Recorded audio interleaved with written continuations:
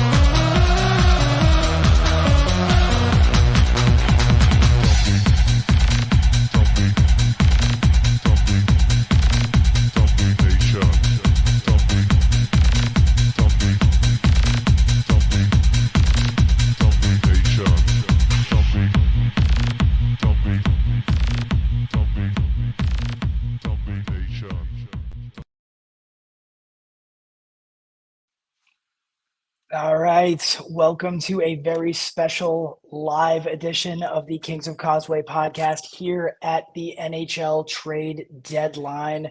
About 15 minutes away from the deadline, I am your host, Pat Burke, not quite joined yet by Jim the Chowd. A couple of things that you guys should know. The Chowd, after 30 years in the United States Navy, Chowd decided to up and become a private school teacher.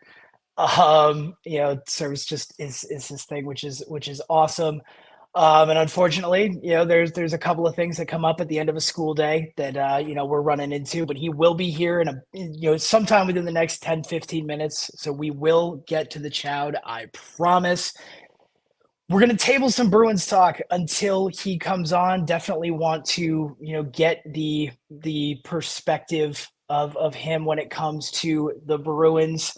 So we're going to kind of recap some things that are going on in the league. As we know in sports, what other teams are doing matters almost as much as what your team is doing when it comes to this point in the year. And over the last, couple of weeks, there have been some major moves that have happened, some kind of expected, some not. If we start in the East, a team that's right up there at the top where the Bruins, have been. We've been jostling back and forth the last couple of weeks for position. The Florida Panthers bring on Kyle Okposo and, to add to Vladdy Tarasenko. That is a team that just got a lot better and didn't give up a whole heck of a lot to do it. Prospects, draft capital, tough to see proven NHL guys go for that. At a level where when a team like Boston just can't make the same types of moves. Carolina easily could be considered runaway winners as it stands right now in the East at the deadline, getting both Jake Gensel and Evgeny Kuznetsov. I know Kuzi's had some trouble this year staying on the ice. He was a part of the commissioner's program, early in the year, dealing with some personal things. Seemed like one of the players that, it was in both player and team's best interest to have him go find, greener pastures, maybe get his career back on track. The guy is only 31 years old with an elite level skill set. There have been some inconsistencies and some flaws in his game the last couple of years. But at the end of the day, the guy has proven that he can play at a top level in the playoffs. And then Jake Gensel, on a lot of people's, at the top of a lot of people's big boards coming into this trade deadline, also joins Carolina for an abundance of prospects, but no one that anybody would really consider, hey, can't miss guy. Giving up him is a clear sign of doom and gloom down the road. That wasn't the case with any of the guys that Carolina gave up for a Jake Ensel. So there are two teams, at the top of the Eastern Conference standings in my eyes that just did a lot to make themselves better. Toronto coming off an ass kicking from the Bees gave them last night. Go and get Joel Edmondson, not necessarily a needle mover there, but another big bodied defenseman. I mean, the guy's massive, 6'5". That's a guy that knows how to get in front of a puck, really enjoys standing in front of shots. Maybe he helps them out. Maybe it doesn't. They didn't give up a whole heck of a lot for him. And then the last kind of big move that I want to talk about so far that has happened. I've got tablet, phone, computer pulled up. We are refreshing across the space as soon as something happens, and it looks like something just did. And actually, so we're gonna add the Tampa Bay Lightning are gonna get added on the fly to this winners or movers and shakers list in the East. They just got Matt Dumba from the Arizona or the Phoenix Coyotes. That's a guy that had been on the Bruins radars.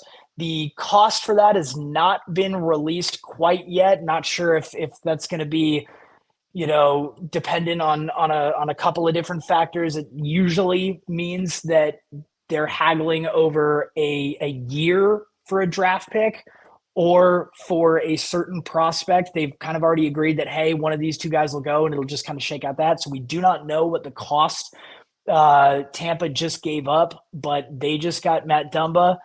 Coffee and I talked on the pod a couple weeks ago. He wasn't somebody that we really thought was going to fit in the Bruins mold necessarily, but he was going to easily fit in Tampa's cap hit with Sergachev likely going to the long-term IR. They still have a couple of million. They could make a move here in the next 8 minutes as we tick towards the deadline. So we'll keep an eye on some of the moves that are all that has to happen is they have to be submitted to the league office by this 3 p.m. deadline. So we'll see, what happens next.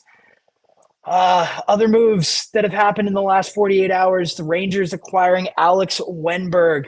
That's a top 6 forward right there, top 6 center that's likely going to be asked to fill a third line role on this, what is becoming a solid Rangers team. He'll probably take up that third line center behind a Mika Zibanejad, behind a Vincent Trocheck, who are clearly their top 2 guys there.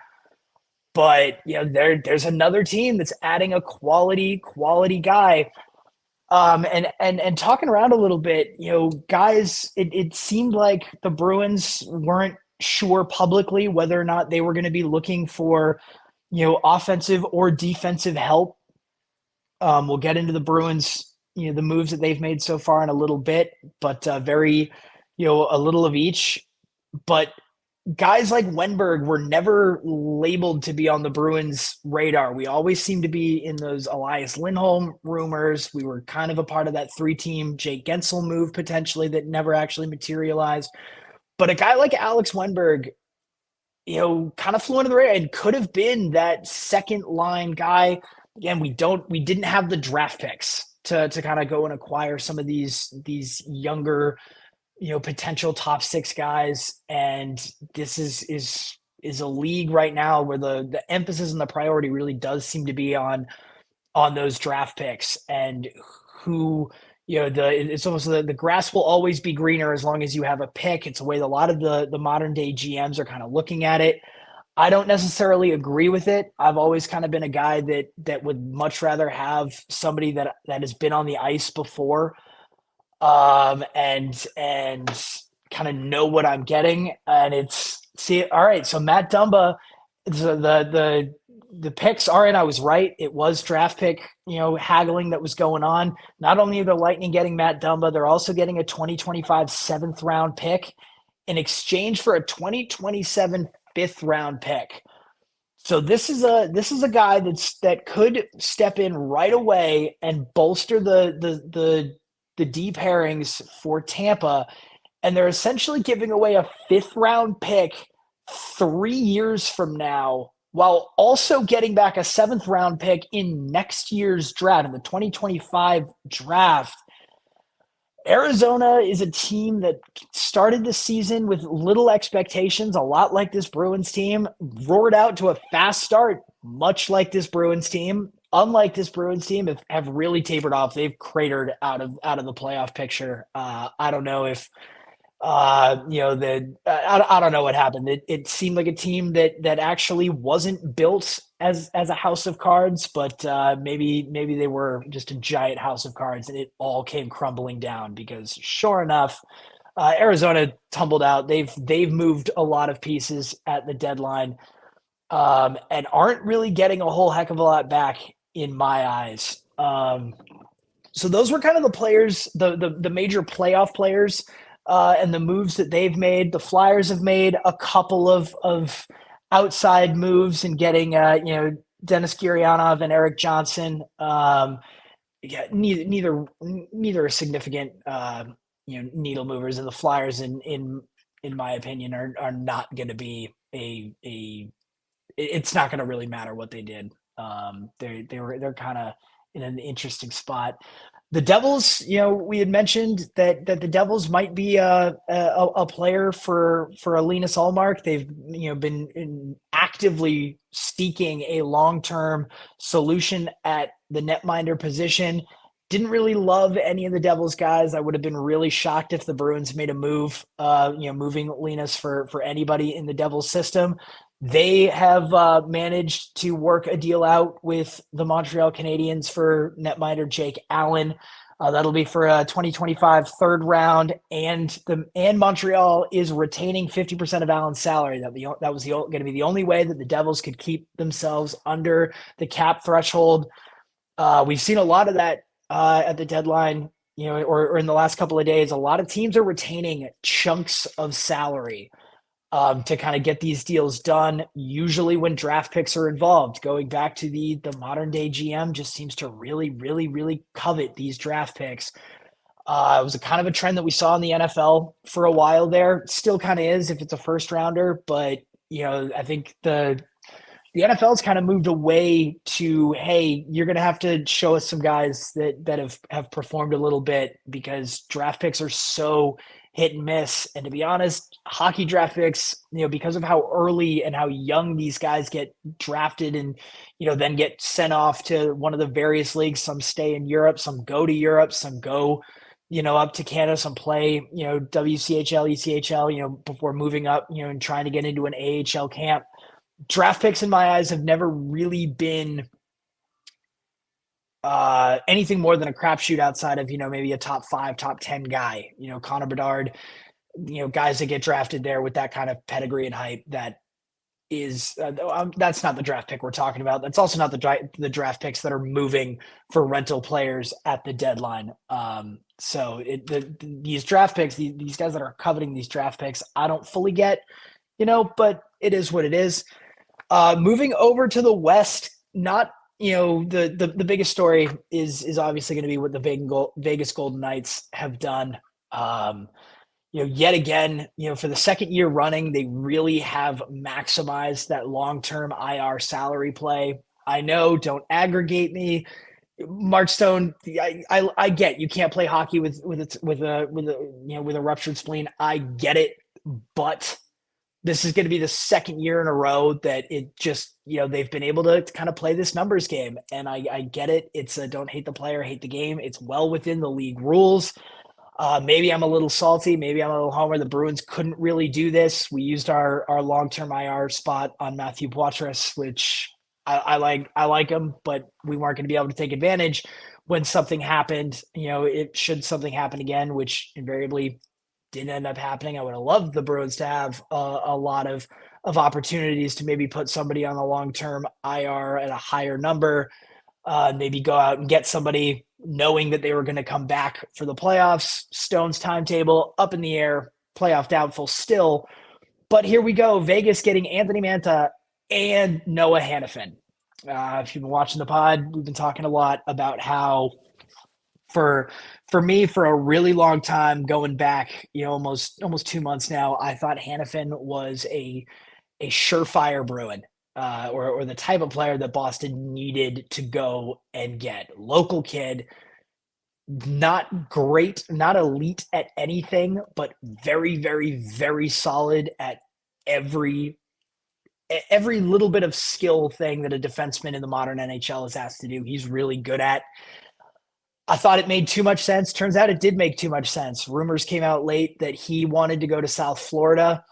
Immediately, that told me, oh my God, Tampa Bay is going to find a way to shelve Sergachev on the long-term IR. Similarly, what they did to Kucherov a couple years ago when they won the Cup, and they were going to get Hanifin, and then Sergachev, maybe he comes back, maybe he doesn't, but either way, they're able to kind of manipulate the cap a little bit. That just didn't happen. Tampa did not have the draft capital that Calgary was looking for. Calgary was saying all the right things. We're hearing behind the scenes that they were saying all the right things to Hanifin and Hanifin's camp. Hanifin wanted to be gone. And at the end of the day, it was Vegas that had the best offer for him, and Calgary jumped at that. In my opinion, it still wasn't all that much. But in a year that draft capital seems to be king over NHL experience, Vegas gets Mantha and Hanifin, and not only that, they're not paying all the salary for these guys. Calgary's retaining a chunk of Hanifin, Washington's retaining a chunk of Mantha. The guys that are negotiating these deals are really, really good, and so you can't hate on them. But now Vegas, we've been talking all the last couple of weeks on the pod, didn't really seem like anybody was truly stepping out and running away with it. Now it looks like, based on the chips in the center of the table moves that both Vegas and Carolina made, whether or not they end up separating themselves in the last month and a half of the season, they're certainly laying that these are huge statements of intent from both these organizations. As we're talking now, the deadline has officially passed. Couple of deals to get in under the wire. The Panthers acquired Magnus Hellberg from Pittsburgh. He's a goaltender prospect, a pick and a goal. So that was a prospect goalie swap and a conditional 7th rounder in 2025.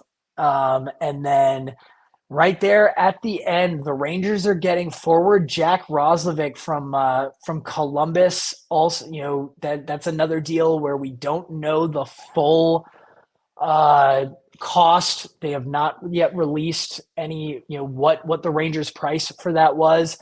Roslovic, 23 points on the year, 6 goals, 17 assists. That's another depth piece, it looks like. So all around, the Bruins in the East, it looks like these guys are gearing up with depth pieces. We've talked two of the most important things in hockey as you approach the postseason. One is depth. Two is the hot hand in net.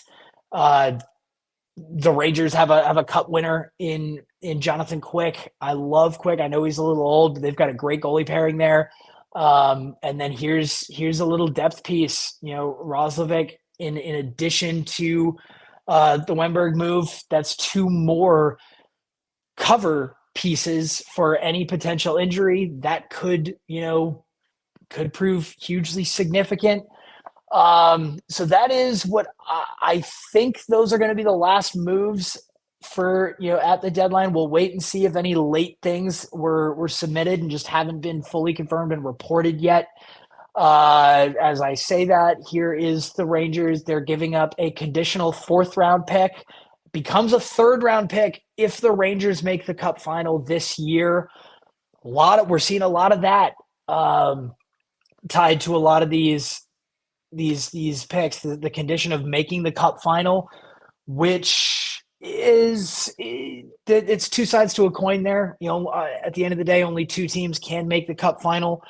So if there's 8 teams that are carrying around conditional picks leading up to the Stanley Cup final, only 2 of them are going to end up getting burned. So it could be interesting there. Either way, a 3rd round pick this year for making the Cup final, I think that is a trade that the Rangers would make all day, and not giving up any NHL ready prospects, any NHL roster players, anything like that. So that's, it'll be interesting to see. That looks like the last one that gets under the wires, wrapping up what had happened over the last day or so in the West. Winnipeg, they are going to win the Tyler Toffoli sweepstakes, taking him from New Jersey. That's a piece. Winnipeg's got to feel really good about that. Toffoli is a veteran player who immediately does kind of supplement that roster and make them a little bit better. And then the last bit was Edmonton getting Adam Henrique. He's a guy that had also been on the Bruins' radar for a little bit. Personally, glad that we didn't go out and get him. I don't think that he really was ever going to be that guy that would tip us over the edge. He ended up, he had a decent price tag. And so I'm glad that the Bruins kind of stayed out of that lane there. Just gonna double check and make sure that is nothing else has trickled in under the wire. Always making sure, checking a couple of different sources. ESPN is not adding anything. NHL.com not adding anything. CBS, last one. Not adding anything. Okay, so that very well might be it for the trade deadline, which, they're ultimately the players that we all thought were going to get moved got moved. Getting one more. No. Okay. I am. We're. There should not be any moves that are coming later than that. So that is a wrap on the deadline. Winners definitely gonna have to call out. Vegas and Carolina. The Bruins didn't end up making any significant moves. We're gonna dive into what the Bruins did do. We acquired Pat Maroon from Minnesota for a prospect and a conditional 6th round pick. There we go again with the conditional rounds. We moved Luke Toporowski. God, terrible name for me to say. Does not roll off the tongue. AHL forward. Now, but he's gonna go. He's an Iowa kid going back. Minnesota's farm team's in Iowa, so I'm sure he's loving it. He kind of gets to go home. Not one of the guys that anybody in the Bruins organization was calling as going to be a next man up here. So we are going to get Pat Maroon here, which talked about it a couple of weeks ago. For the right price, wouldn't hate the idea. He doesn't really add any of the sexy kind of things that you might have wanted to see a team make at the deadline. His points numbers this year aren't great. 4 goals, 12 assists in 49 games before having back surgery. And if I'm honest, that to me would have been a red flag, should have been a red flag, wasn't a red flag for this organization. The Bruins organization decided, hey, back surgery, all right, we'll see what he can get. Maybe he's able to add something in terms of physicality. Should he come back and be able to do any of the things that a traditional enforcer does? The reality is he is that traditional enforcer. He is brawn with a little bit of skill added in, which is not necessarily a bad thing. Just isn't gonna help with some of the issues that we kind of thought that the Bruins had. On the flip side of that coin, it's been a really long time since the Bruins have had anybody to stand up for our star players. Brad Marchand, not the biggest guy. David Pastrnak, not a guy that really can stand up for themselves. We've kind of been having some of the younger guys, the smaller guys have been trying to stand up for guys in the past. This to Darren Turley's point in the chat. Love this, Darren. He adds physicality the Bruins are desperate for. Exactly right. If he's healthy, this is a big if he's healthy, he is going to provide that, hey, you can't chirp at our guys after the whistle. You can't slash them after the whistle. You can't punk them around a little bit. So I do really like that. Perfect timing. Jim the Chowd joining. Chowd, I appreciate it. Here he comes. I'm in a different scenario. I'm in my classroom right now. As you can see, the bell hasn't rung yet, so you might hear a bell ringing and students coming by. But that's all right. Most of them are gone. That is all right. Our almost 500 viewers right now got a lowdown on what's going on. We really appreciate you going from one form of service to the other. The youth gotta support and teach the youth. But we are so happy that you're here to catch you up on what we've done so far. We've covered kind of what the rest of the league did. We talked about some winners and losers. So we've talked about what Vegas has done, what Carolina has done, what Tampa did, what the Rangers did. We've kind of covered that. And we were just now getting into our thoughts on the Bruins. So kind of how I see us going now is you and I, we're going to cover the Bruins. We're going to talk. We'll dip back a little bit. We'll get some of your thoughts on some of the moves that the rest of the league did. But first and foremost, you were the one that actually updated me on this earlier. The Pat Maroon bit, we were just talking, adding a huge piece of physicality if he's able to get over back surgery, which, yikes.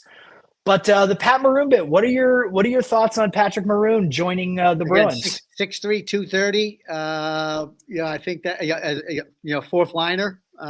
Maybe or bring up to the third every once in a while. But again, here's the thing. If we go back to, when was it, 2018 when we lost to St. Louis? 19. He bullied us out. Because we got bullied. We had the talent, but so I think adding him and adding who is it, Peak? Is that how you say his name? Peak? Yep, I think it's Andrew Peak. We hadn't quite gotten to that trade. I like it. I mean, I will say this: Maroon is -11 and Peak is -2. But considering what they gave up for them, I think it's very low risk in my eyes. With Peak, Jakub Zboril might be familiar to some Bruins fans, but he wasn't really going anywhere. We brought him up, we'd sent him down, brought him over the course of a couple of years. Yeah. Andrew Peak, who had been a healthy scratch in Columbus, in January and February, just kind of came back into the lineup, actually had a goal and an assist recently. So, not trying to read too much into there. He's an 8. He's got 8 points this year. So, but that depth piece, big body, and he's 2 years younger than Jakub Zboril. So if the Bruins organization kind of thought, hey, we've seen what we're going to see in Zboril. He doesn't help us right now. He's unlikely to help us in the future. As we've seen, Wotherspoon's passed him on the depth chart. Mason Lohrei's passed. These guys he's been passed on in the Bruins depth chart. And so if it's like, hey, we'll get another 2 years of potential D-men, I kind of like that. Anything disappoint you from a Bruins standpoint at the deadline, or any like, hey, I'm glad we did this or didn't do that? Well, again, so I think I texted you during the week. There was no value left, I don't think, number one. And that was before the Gensel, before the Toffoli. That was a while ago. You called no value left a couple of days ago. Right, that's what I'm saying when I was texted. And I think we went back and forth on Hannafin. And again, I thought, that was a lot to give up. That wasn't a small package. Who got him? Vegas. Vegas. Yeah. So again, we might not even see Vegas. So again, he's someplace else. So with what we had, again, the only way we would have been able to add anybody is to get rid of, if we were to, if we shipped Carlo out, if we shipped Jake DeBrusk, if Grizzly, if we sent them packing to bring in something else. But here's the thing. I told you that, if we stand pat, we stand pat. Last year, look how much, the whole nation, Bruins Nation was like, okay, the trades we made at the end of the deadline, it's in our, we're going to do it. And it just didn't pan out. I mean, so I look at that. I look at that as a going forward for these other teams that added all of these pieces. It might not work. I mean, it really might Yeah, not work. as we proved last year, That's what you I'm could saying. be this We great brought team, in. put things together, and it just crumbles the chemistry. Speaking of, I don't know how they're doing this. 2 more trades just got submitted, so that means they were in the league office's hands when the Right deadline before 3 passed. o'clock. Right. So we didn't know about it yet, which is why I've kept this up. Vegas making yet another move. We do not know the cost to San Jose, but they've now just added Tomas Hertl. I don't know how in the world Are they the Vegas. Yankees? They're the Yankees of the NHL now. It sure it they I Where's the cap I'm, space? that's what's going to be fascinating is But, diving hey, in. if you notice, okay, and as I was watching The Wire, that other teams are sucking up other people's capital, money, Yep. taking on money for draft choices. You know what I mean? So I thought that was pretty intriguing. I'm glad we didn't. I mean, I know that when we got blown out by the Islanders, again, we were just dead. We were just flat. Okay, we were flat on that. Then when we played Edmonton, again with Draisaitl and McDavid, 2 of the fastest players in the NHL. We were slow against them, but again, we owned Toronto. We came back against Toronto and had no problem with them. So again, I'm not sure what trades are coming in, but before actually, I wrote down, I graded the trades just in the East. So I got Florida as an A, Rangers B plus. I thought Carolina did well. I gave them an A, Toronto a B, Philly a C, Detroit a C, Tampa a B, Boston a C. And I'm okay with a C because we didn't have anything to get. Yep. Yeah, for sure. We've been talking about it a lot in the last couple of weeks of the pod, that we didn't want to mortgage the future. We already have. There's not much exactly. You can't mortgage your draft capital year over year. Eventually, it's out. Vegas, who knows what they'll give up? They still haven't confirmed what they gave up, but it's all well and good if you win the cup, which obviously Vegas did last year, and it looks like they're pushing for it this year. We tried to go all in with our draft capital last year. It didn't work, and as a result, we didn't have that asset this year. Yeah. I was talking a little bit earlier about how it seems like a lot of the modern day GMs are hoarding all this draft capital. It's a risky strategy in my opinion. Just like just about anything is. I mean, at the end of the day, you're gambling when you're making trades. That's what it is. Sure. These GMs are gambling that, guys in the future are going to be better than guys they have. Sometimes it's going to work. Sometimes it's not. But I think the Bruins were in the very unique position where we didn't have the draft capital, but we had a lot of young guys, very young guys under team control for a long time for not a lot of money that were going to be our only bargaining chips. And Ryan and I both really, really did not want to shake up what is a ridiculously good young core, in my opinion. I don't think anybody was expecting this. So the fact that it looks like we've been able to, this was a house money year. The fact that we are having the season that we're having from this Bruins team, none of us ever expected, period. Yep. So it's bonus for me. I think we're a year early. The last thing I wanted to do was ship off a lot of young kids, hoping to bank on what is going to be a really random year. Nobody's really separating themselves. Vegas and Carolina seem like they're trying to separate themselves, but at the end of the day, nobody's separating themselves. There's not a clear juggernaut team. Certainly not us. Certainly not anywhere else. So it really is going to be one of those years that's going to come down to health and goaltender production. And the Bruins are in a prime position to have the goaltender production. We stay healthy. We've got just as good a shot as any of these teams, even the ones that are taking these big swings at the deadline, because I don't think anybody got that much better. Yeah. Well, again, Carolina needed to, they learned the hard way last year, without having a goal scorer going into the, get hurt going into the playoffs, and they were one and done.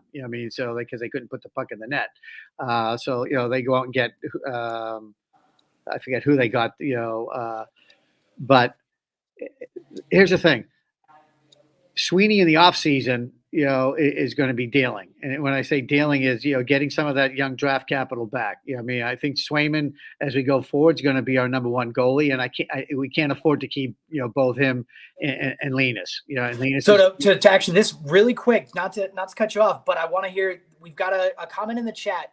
Darren Turley again wants to hear your opinions on what it means for the Bruins to keep Ullmark at the deadline. We'll obviously talk what it might mean in the future, but reports are coming out that he might have nixed a big blockbuster because of his no trade clause. I think it is a 10-team no trade clause. We're not sure what teams are on that list, but if that's true, maybe we were shopping him, indicating again that Swayman is the future. But now that he's here and here to stay, what's your take on retaining this elite tandem, and what might it mean in the offseason whenever it is the Bruins actually make it to the offseason? Right. So that's where I was going with this, is that, it's great to have them both here for the playoffs. I don't think,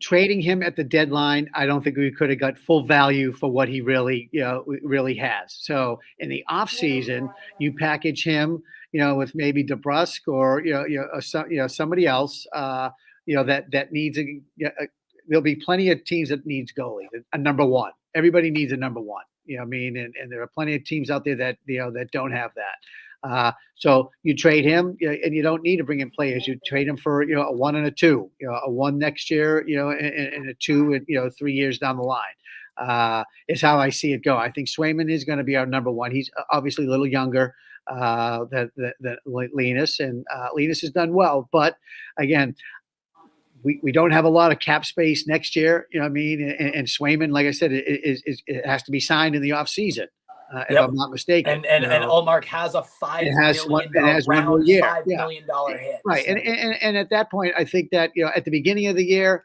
or in the off season, I think he'll know, Linus will, I think that he'd be willing to waive, some of those places to go, knowing that, okay, hey, he's going to be in a contract year as well, and get up that. So my take is that in the off season, I don't think we're going to keep Linus. He's going to go. And I think that's when we start bringing back in, some draft choices to help us in the future. I obviously agree with what you said, Patrick. With we have a young group. We really do. And if you remember 2 weeks ago when I was on, 3, we said, hey, who needs to break out here in the second half? And two of the guys that I said are doing it. Trent Frederick, and Geeky. Are playing lights out right now. And and again, when we brought up Mason Lohrei, okay, granted he's an offensive defenseman, but we need that as well. Sometimes, and he's looked really good. Also, I thought that Justin Brazeau, again, got his chance, and he's doing well too. So remember, we said, hey, let's bring up some guys and see what they can do. When Lindholm comes back, it'll be interesting to see who they put back down. Yeah, especially because Lohrei has been pretty productive. Some of the passes he's made in the last couple of games, have been like really, really great. Rushes down the middle, and then great passes to the front. It's really finding a roster spot for both he and Lindholm is going to be a job that that Sweeney and Monty are going to have to do. In my opinion, both of them need to be on the playoff roster. Yeah. Fortunately, so is he like game to game right now? When it's hockey being notorious about upper and lower body, so we know it's a lower body injury. We know he's been skating for the last couple weeks. Coffey thinks that probably indicates it's a groin. He was listed as week to week almost immediately. Right. Like the day it happened, he was listed. It was no longer day. It was not even clear. Yeah, we could see. It's like it was week to week immediately. So it was something significant enough that was going to take him off the ice. Since he's been back on the ice skating about 2 weeks now, Coffey thinks it's got to be groin because, well, yeah, with a tweaked groin, you can start skating. It's when you go explosive. Right. That's Yeah. where the issue is. When you go from 0 to nothing. I mean, from 0 to And 10. so, we think that, I think that the Bruins are being really overly cautious with him, and that is only a good thing. I think the last thing you want is to have brought him back early. We don't want the President's Trophy. We're not fighting for that. I think this Florida team do it. naturally, one and done.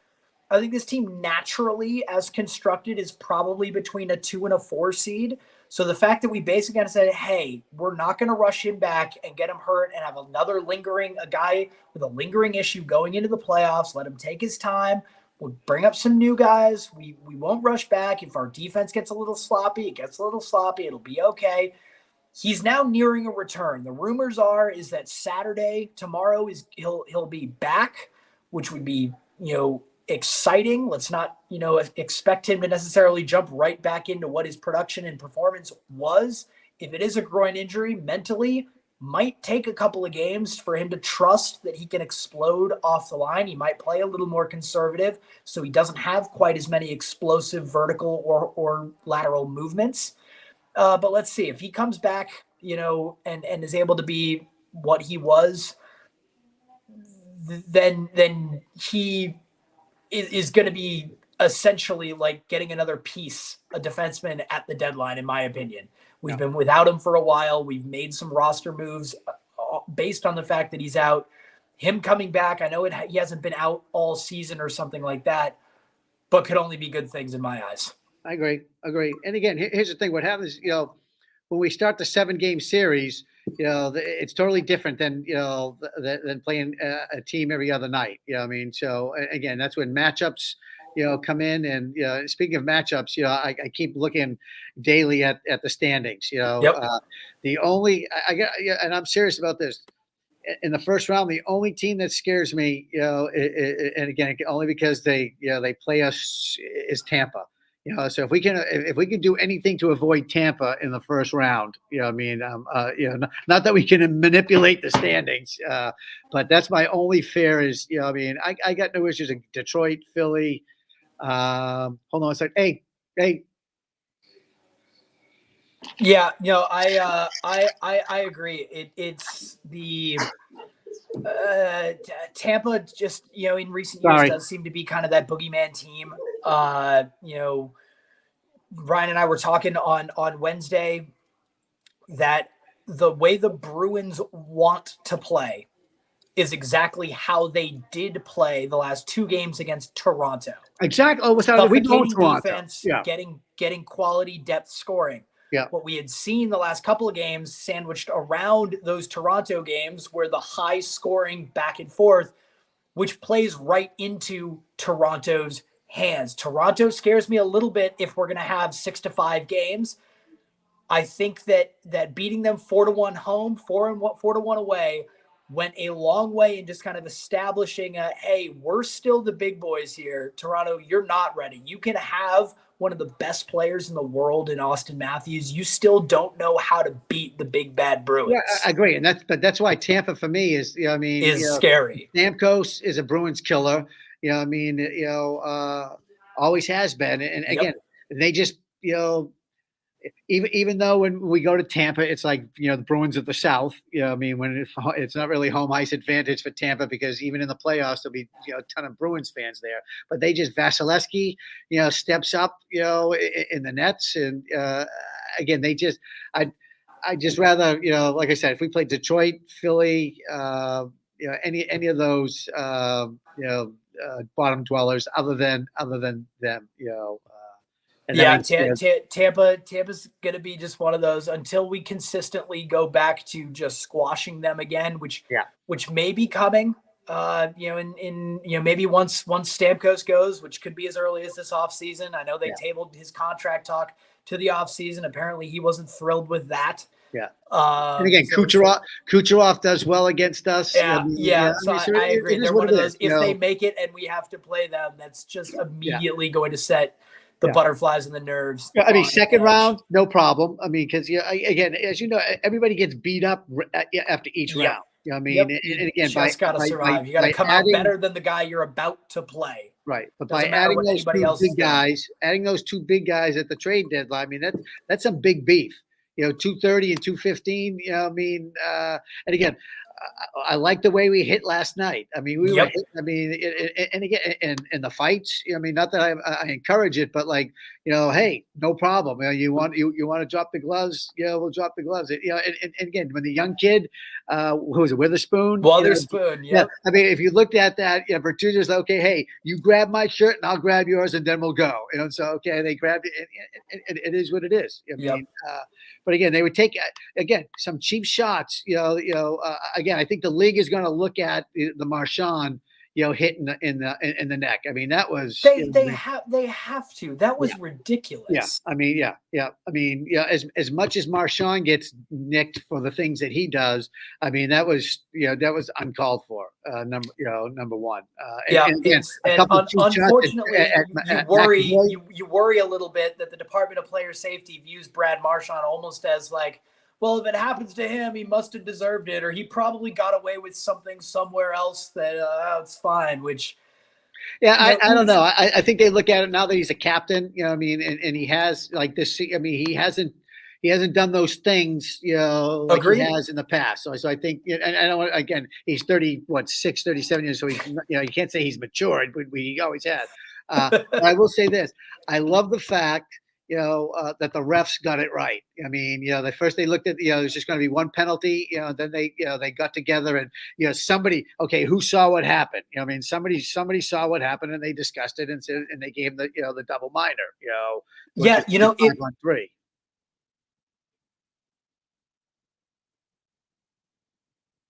Can't hear you.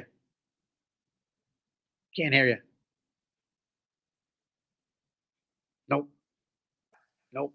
How about now? Now. There we go. All right. It reminded me a lot of back in 2004 when. Oh my gosh, I can't even remember what happened. I know. Go back 2004. Okay. I'm in middle school. Yeah, well, we were up at 11 o'clock at night watching games. Well, we were up at like 4:30 in the morning watching Red Sox Yankees. Yeah. Bronson Arroyo goes running with the ball towards Alex Rodriguez, who knocks it out of his hand. Yeah, and then runs. Jeter scores. He's on second. Everything's great. And then the umps all get together. I was like, wait a minute, somebody had to have seen what actually happened, right? It's like, I get, your initial reaction, you call it one way. It's like, but you're looking around, and as a fan, I'm watching it, but somebody saw. And you know what? They got together in 2004 and came out and said, nope, you knocked it out. It was not your running motion that did that. Yeah. Jeter back to first. A-Rod, you're out. He's standing there like a child that just got spilled milk on the floor. Similar situation. The refs came together. They got it right. You love to see it. Yeah. You also love it. Didn't take an eternity for them to get it right. They got it. This didn't take 25 minutes and 15 video reviews and a call to Toronto and back. Toronto coach didn't go, a little haywire. Because I think he kind of knew, like, I can't raise a stink here. I got to hope that this just kind of slides. Otherwise, it's going to be even more. Yeah. And then, I mean, truth be told, I mean, in the second period, when it with Charlie Coyle. Same thing. When he got the double minor. Again, they got together and said, okay, yep, we saw that. So again, I'm just glad that they were willing to talk it and figure it out. I agree. All right. So since the trade deadline's kind of settled, I think we're both supremely satisfied with what the Bruins didn't do, what they did do. And to your point, having a guy like Pat Maroon in the lineup in a game like last night, people would have been owning and accountable for their actions right away. Like having Stan Jonathan in the rink, or John Wensing to go even older school. Yep. The other thing that I just kind of want to point out is you brought up 2019 when Maroon almost single-handedly injured half the Bruins and knocked us out of that Cup Finals series in a heartbreaking fashion. He then went on to win 3 cups in a row. Yeah, with Tampa. So 3 Stanley Cup. This is a guy that has some pedigree. Yeah. Oh, yeah. He's going to bring a lot of experience, so let's not underestimate the locker room side of what he might bring. Oh yeah. And is going to be one of those guys where I absolutely loathed him outside of a Bruins uniform. Yeah. I might absolutely love him wearing the spoked bay. We've talked for years about how Marchand is the epitome of that. You hate him when he's on somebody else's team. You love him when you got him. Yeah. So, it's in my book, Pat Maroon, if you come in and are a net positive, not even on the point sheet, but just in the room, net positive, I will take you. Yeah, I agree. So with that being what the Bruins did at the deadline, let's look forward a little bit. Okay. From now until the end of the regular season. Okay. What are some things that you are looking for? What do you want to see? Who do you want to see step up? What do you want to stop seeing? Give me some for this last quarter of the season. Okay. What do the Bruins do for the Chowd to feel like, all right, we have been successful overcoming this slump between the All-Star break and now? I think we've treaded down. Okay, so here's my takes. Okay, yeah, let's go. I want to stop yelling at the TV every time Grizzly passes, gets the puck in the zone and then passes it to the middle, trying to get rid of it. Then he's got to be up in the press box because it's not going to happen. I'm serious. I just want to stop yelling at the TV. Mom sits next to me and she knows. Oh, are you talking about Grizzly? I'm like, oh my gosh, what are you doing? So that's number one. I gotta see more face-offs won. By Charlie Coyle and Pavel Zacha. I need that. I think that at the beginning of the season we sucked. As the season went on, we got better, and then we kind of morphed back in where we can't win those those key face-offs. Especially in our own zone in the third period. So I need to see that happen. So those are the two things that that are going to make me crazy. As we go forward, speaking of Zacha, I think he's playing well. I think he's paired well with the first line. Heinen being on the first line. Again, he's had his opportunities to put that puck in the net, and he's just being stymied. Last night, he had an open net and he just get the puck over the pad. So second time in 2 games he had an open net. One was a completely empty net, and he wasn't there. Like, come on, man. I do like that line. I think that's a good line. And the same that our second line. I think with Coyle, DeBrusk, and Marshy, is good as well. Special teams. Our power play is struggling. Even though last night on the 5-3, we finally we put it in the net, which I was like, okay, thank goodness. But we're making that too many passes. Just too unselfish. At some point, just throw the puck on net and see what happens. See what happens. Yeah. I guess because when Van Riemsdyk is in front of the net, that's where he makes his money, and he's been doing that all year long. Again, so put that puck on net, and see what happens. But it's got to get through. Find a way to get that through. And my last piece, so I talked about Zacha, Heinen, DeBrusk. I almost feel like he's where he was the last year. When. What's his name was our coach? Cassidy Cassidy was. Not that he's in Monty's doghouse, but he just, he's too inconsistent. And I know that. I reading all the Boston papers like I was. They were saying, well, he's nervous that he might, a trade deadline that he might be, going, being shipped out of town and this and that, so he's not sure.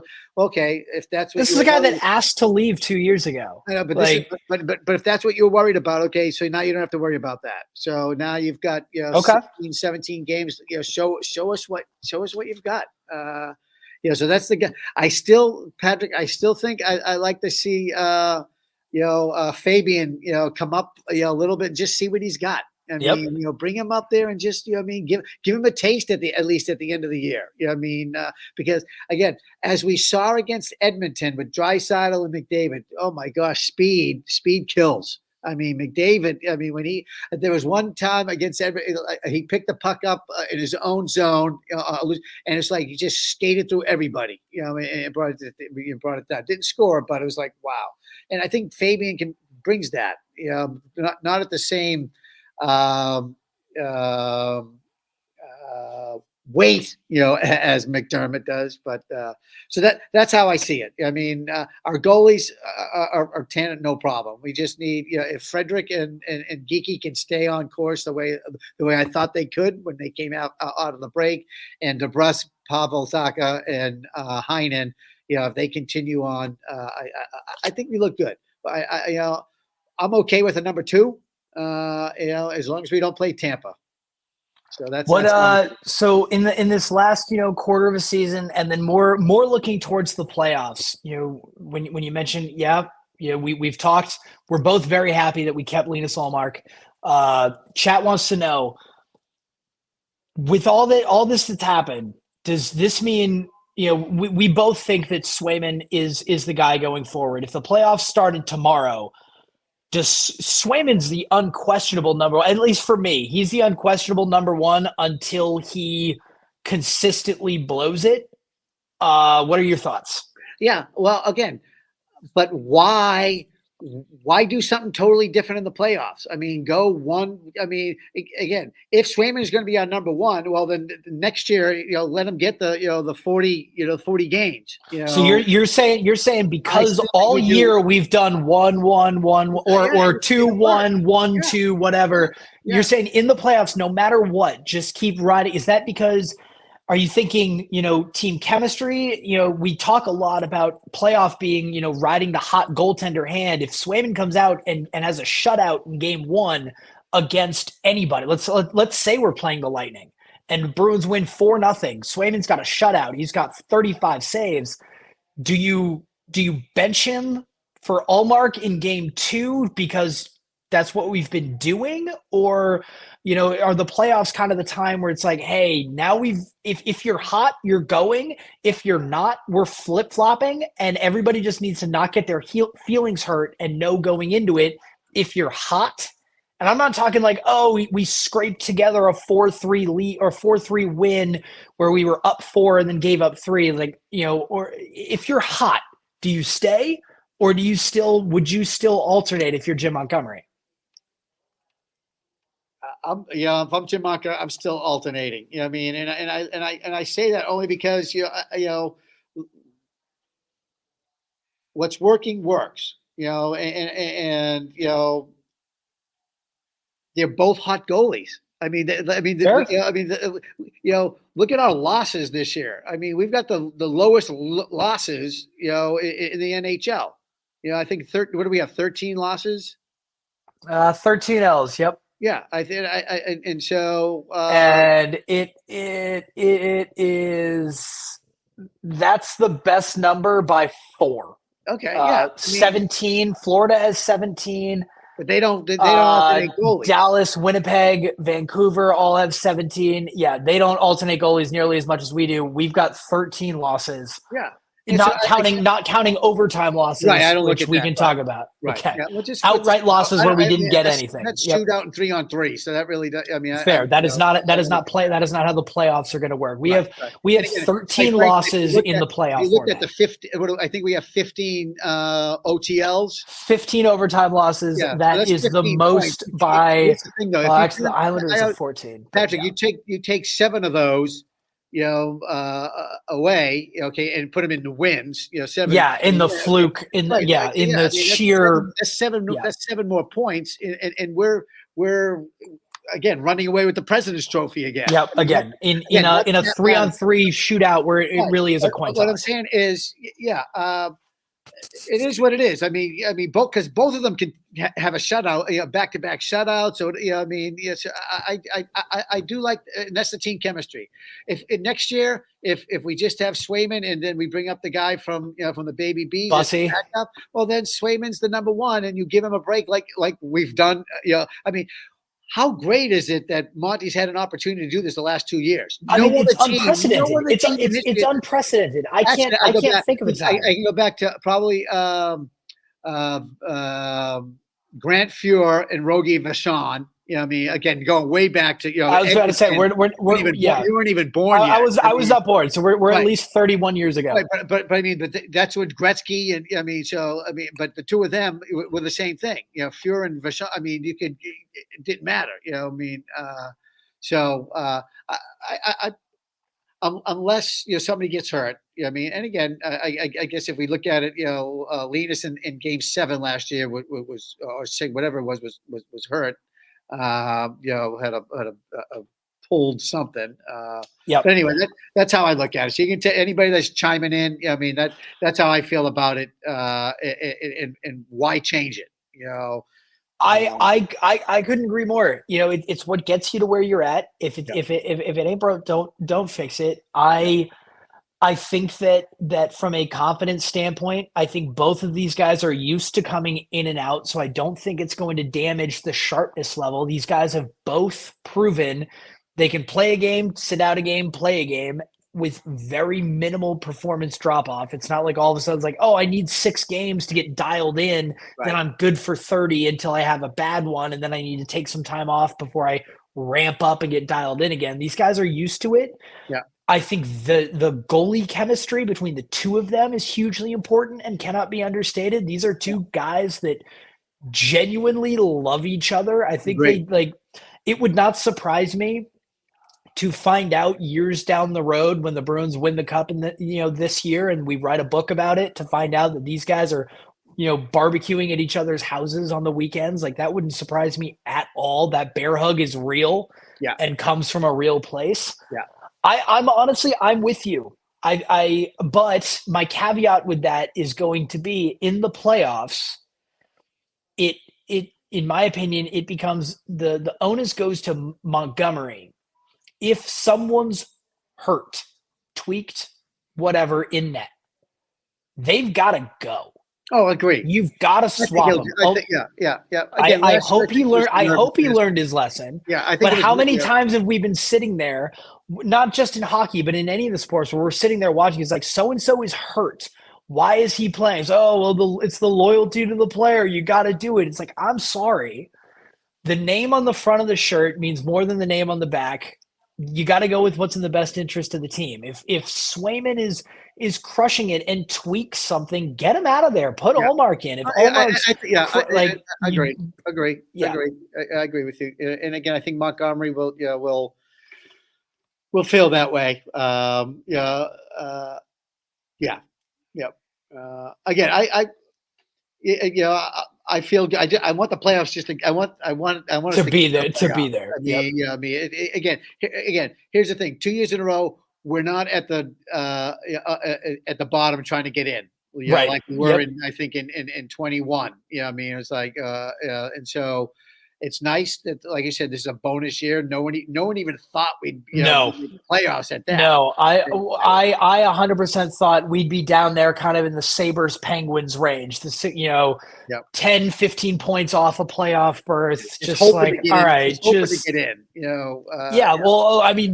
Maybe hoping to get in, but more likely just like I was talking about it. It was one of the biggest things that Coffee and I were talking about, in the summer of last year. Actually, ironically, on my bachelor party up in Montreal, we were talking about we were not looking forward to the Bruins season. We were going to watch because we have to watch. Sure. We can't not watch. But we were mentally preparing ourselves to be having our teeth kicked in. Yeah. Well, I think that's because we were listening to all the pundits too. Fair, but nobody could have seen this youth revolution that we're having. Without a doubt, but also, and to say you can't. I mean, this is for real because heck, there's we're in the last part of the season, so we can't say we played 65 games. This is a solid sample size. Yeah, I mean, just we never had that. Oh my gosh, we didn't have the Edmonton 18 game losing streak. No, never. We were Chicken Littling, Sky is Falling when we went on like a 4-game skid in December. Exactly. Yeah. And who'd have thought that? I would have not have been shy if you had told me in July, hey, what are your thoughts on the Bruins season? Is there a chance they go on a 15-game losing streak? I honestly would have said absolutely. Yeah. I think they'll be in a lot of those games, but ultimately I think they lose them. Yeah. 65 games is not an insignificant sample size when compared to a season of 82. There are 17 games left for this Boston Bruins club. Yeah. I think we've got a solid idea of who they are. Yeah. And who they are is a young, plucky team that is also really good. Yeah. So I have a lot of excitement gearing up into this, tempering with, and this is going to surprise the hell out of you, I think I went to such a low place with them in the offseason that I have truly bought into this as being bonus hockey. Like I did not think I was going to have the opportunity to be excited by this Bruins team this year. I thought it was going to be, another year plus until I could legitimately get excited, not just Homer excited. Like, you know me, watching the games. I'm Jack Edwards. Yeah. I am the biggest homer there. I get it. I can get excited about a regular season game in October, like in November. Like, it doesn't matter. Yeah. But I also know when I'm bullshitting. Yeah. And I thought I was going to be doing a lot of bullshitting this year. Yeah. And so this team has surprised me. Now you know what again, as a 63-year-old Boston sports fanatic, okay, the wait till next year. And I tell this to all my sports friends about you and your brother Brian. Okay. We are born in the best time to be championships. You were born and so my God, not quite. I went 10 years before the first one. But you didn't really know. I mean, you were still okay. You're 10 years old. Okay, I mean, yeah. I'm talking.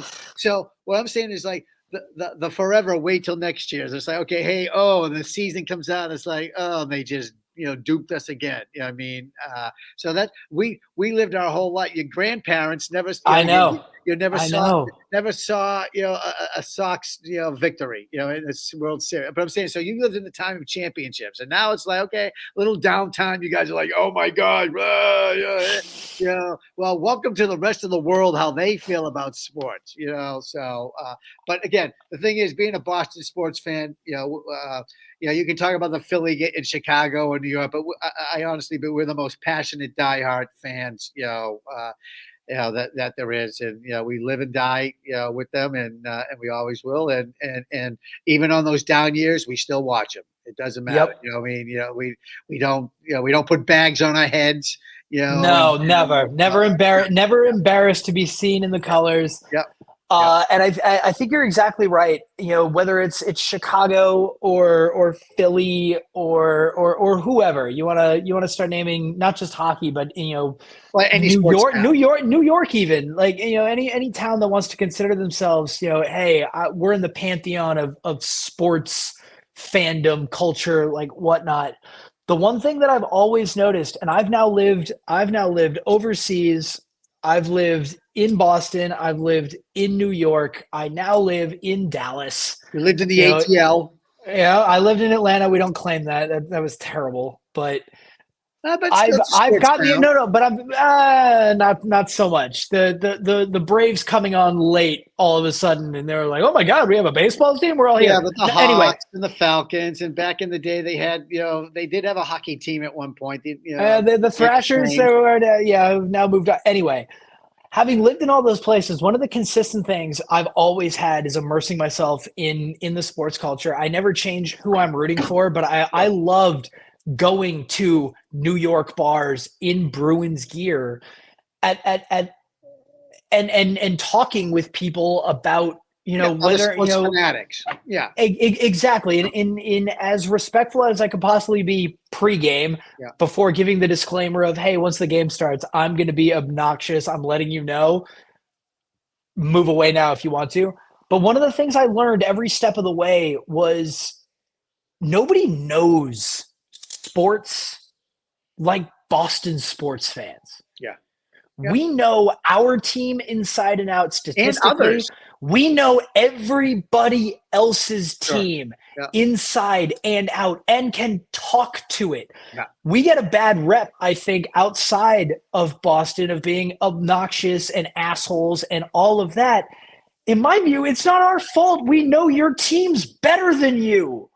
It's like you just learned who your Atlanta Braves were. I've been watching the Braves all the time as it relates to the Red Sox. I can tell you I was telling you Ronald Acuna Jr. was going to be good before you knew. Yeah.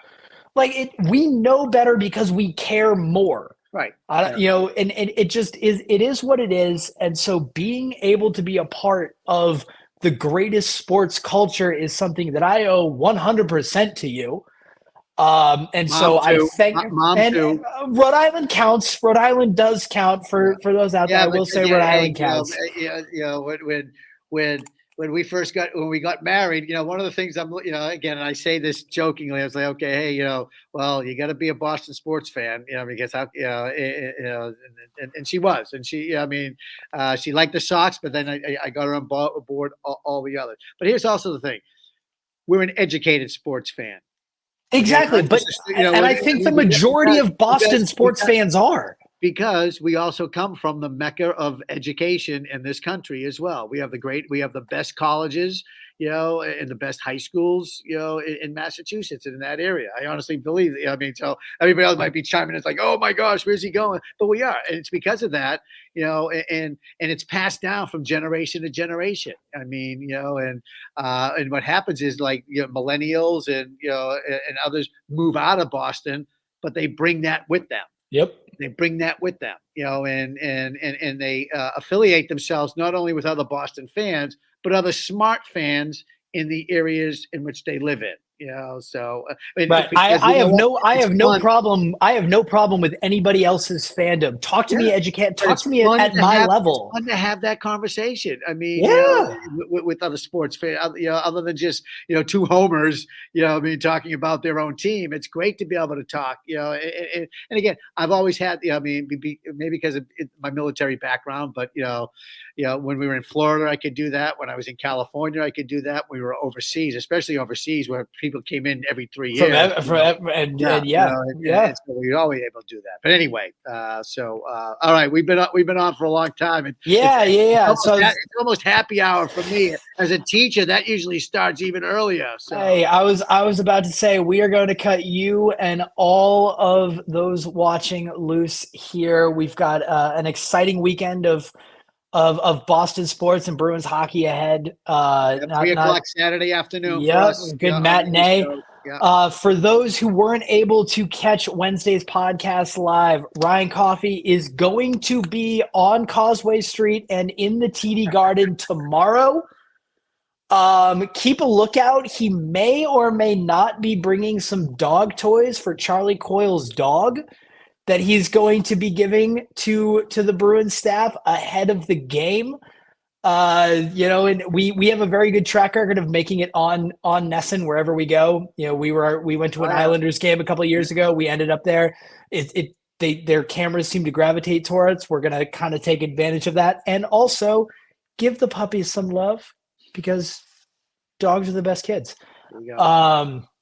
So, all right. How are my grandpups doing? They are all good. Loki's been sitting right here the entire time. I'm surprised there's usually a spotted one running in the background when we do this. She's not here right now, but my voice.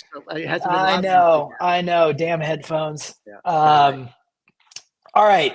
Okay. Jim the Chowd, thank you so much for joining. We were going to let you get to the weekend. I will talk to you throughout the weekend. We'll text throughout the week. We'll text during the Bruins. I'm sure we'll text during the F1. We got F1 going on. We've got F1 back. Hell yeah. We've got UFC tomorrow. We'll talk about that. I might buy that for you guys, but we turn the clocks back, and so I'll be up. It'll be late. Actually, all right, then we'll do that, and I'll let you know how the Sugar Show goes. No worries.